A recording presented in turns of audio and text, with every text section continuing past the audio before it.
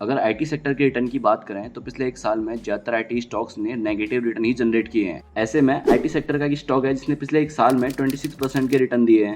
Hello दोस्तों, welcome to investing ideas family, जहां हम फंडामेंटली स्ट्रॉन्ग शेयर का एनालिसिस करते हैं। आगे बढ़ने से पहले हम और हमारी टीम बहुत मेहनत करके आप तक अच्छे स्टॉक की जानकारी पहुंचाती है। इसी मेहनत को अप्रिशिएट करने के लिए लाइक, शेयर और सब्सक्राइब जरूर कर दें।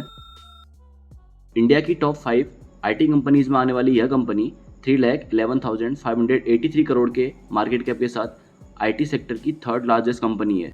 अगर आपने आईटी सेक्टर में इन्वेस्ट किया है तो अब तक आप समझ गए होंगे कि हम कौन सी कंपनी की बात कर रहे हैं।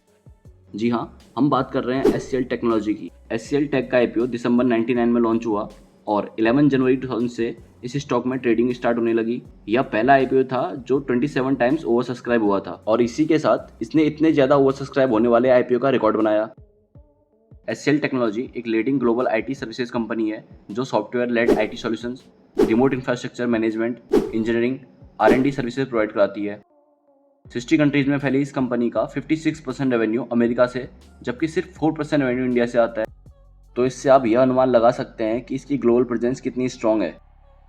अगर इसकी होल्डिंग्स की बात करें तो मार्च क्वार्टर में प्रमोटर ने अपनी होल्डिंग को 60.72 से बढ़ाकर 60.82 कर दिया है।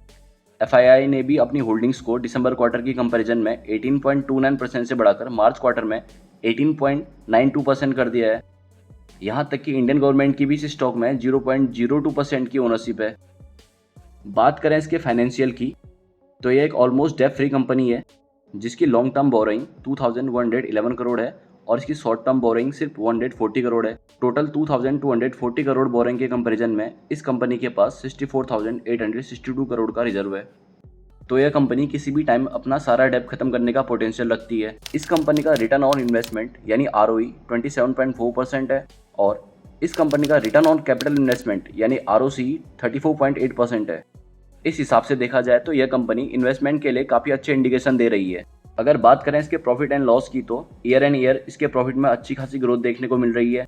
मार्च 22 में इसका नेट प्रॉफिट 13,523 करोड़ था, जो कि मार्च 23 में बढ़कर 14,845 करोड़ हो चुका है। कंपाउंड प्रॉफिट ग्रोथ की बात करें तो 10 ईयर्स की कंपाउंड प्रॉफिट ग्रोथ 20%, 5 ईयर की 12%, 3 ईयर की 11% और ट्रेलिंग 12 मंथ की भी 11% है। अच्छी ग्रोथ के साथ साथ यह एक डिविडेंड पेइंग स्टॉक भी है जिसका डिविडेंड यील्ड 4.18% है। यह कंपनी 3 बार 14 दिसंबर 2006, 30 जन 2015 और 23 अक्टूबर 2019 को 1:1 रेशियो का बोनस शेयर इशू कर चुकी है।